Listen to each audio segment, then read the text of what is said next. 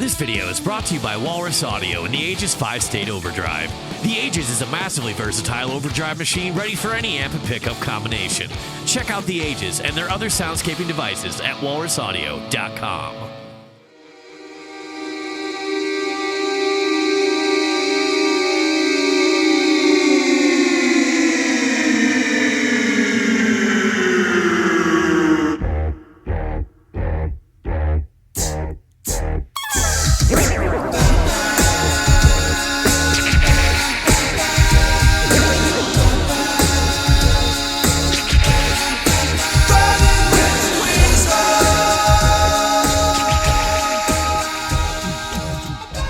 We get back to Running with the Devil. You hear it, you're at Berkeley.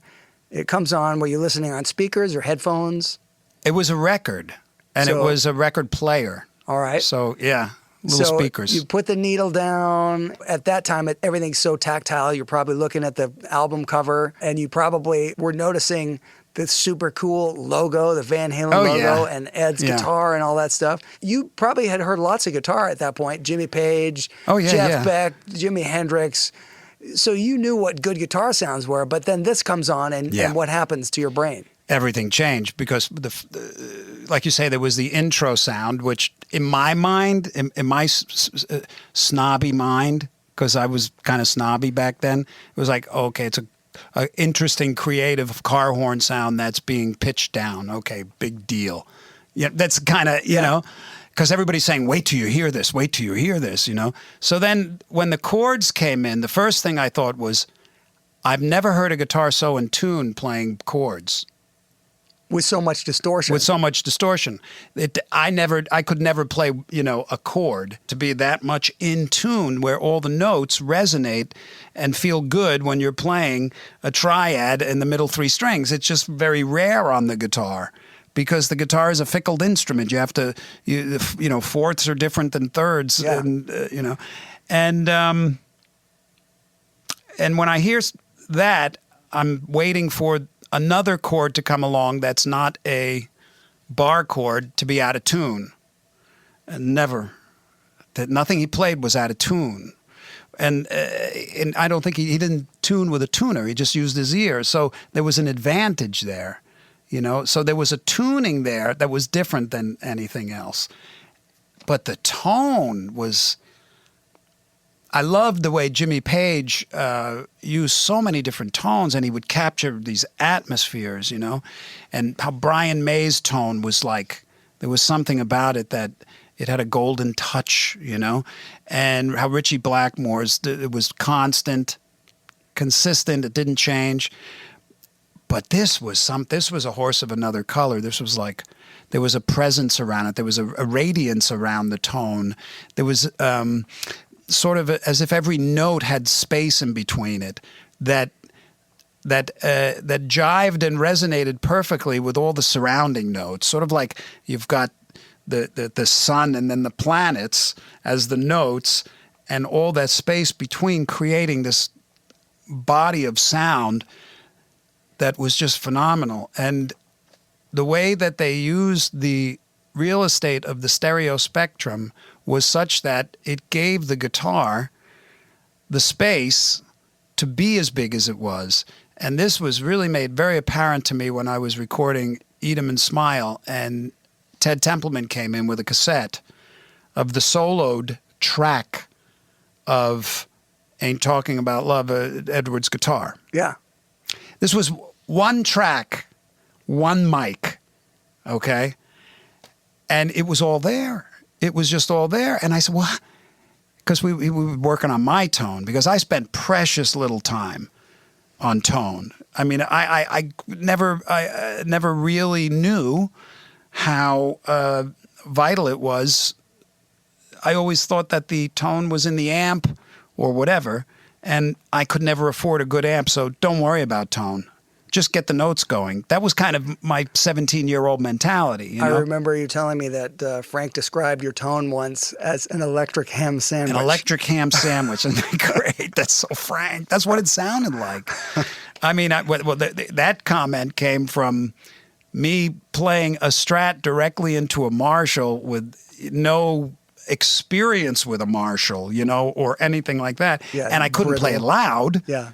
In Frank's band, you played parts, you know, and the distortion pedals back then, I just didn't have my tone together. I knew I had to get it together with Dave, but hearing it with Edward, hearing that tone, it was sort of like a monolith, you know, it was just a shift. As much as I loved all the previous guitar players, this was like a horse of another color, you know. And another thing that was very prominent and obvious to me when I was listening to this record was the sound of the drums. When I say the sound of the drums, not necessarily how they were mic'd or any of this, was the way he was hitting them. The personality, Alex's personality was in the sound. You know what I mean? Just like Edward's personality was in his tone. So it was just whack, whack. And the kick didn't have a lot of bottom end on it. So when the bass played, there was space for it. When the guitar filled its frequency range, there was nothing really obstructing it. And when the drums played, they weren't overdone. And then Dave had his little, you know, piece of real estate. And I think that's one of the reasons why we were able to get Edward's guitar delivered to us like that. Because, you know, you start stacking shit in the mix, in the recording, all that intimacy goes away. And I remember when I first moved out to California, one of the, I was just trying to do more transcription work to just try to make some extra bucks. And I started doing some transcriptions for the magazines. And this was, Eruption was one of the songs I had to transcribe. And I remember transcribing it, but I didn't play it. You just learned the notes and wrote them on paper. Well, I just listened to it and wrote it down, basically, imagining what it would look like on the guitar. And, of course, I'd use the guitar and kind of like... Yeah. I knew what he was... You know, you could figure out what he's doing. But I never really played it, never. Because, well, it sounded like him. You know, it was always him. And... yeah, I loved admiring it for what it was, but I guess I preferred to play my own. I couldn't do what he was doing anyways. I thought that Edward was really the game changer. There's been 2 game changers so far, and a lot of really great guitar players that have contributed. I think you're one. I think I'm one. There's many great that contribute. But as far as what the fuck? Yeah. There was Hendrix and there was Edward. To me, there hasn't been a third. There's guys, as you know, that make me sound old, slow, and sloppy. And even Edward. Yeah. You know, they make him sound slow. But there's a craftsmanship and an artistry to the whole picture that he had. It was in the not one hit, not 20 hits, you know, not one record that sold 10 million, but multiple. Yeah. You know, so there's something to be said about it. There's something in that. And that's part of why they're game changers. Do you know what I mean? That's why I would allocate that to those guys. As far as just like a brutal kind of whacking off of the head of everything that came before. With Edward, you couldn't say you didn't like it because you would be lying. Running with the Dweezil is found exclusively at dweezilzappa.com, a reward music-powered artist site.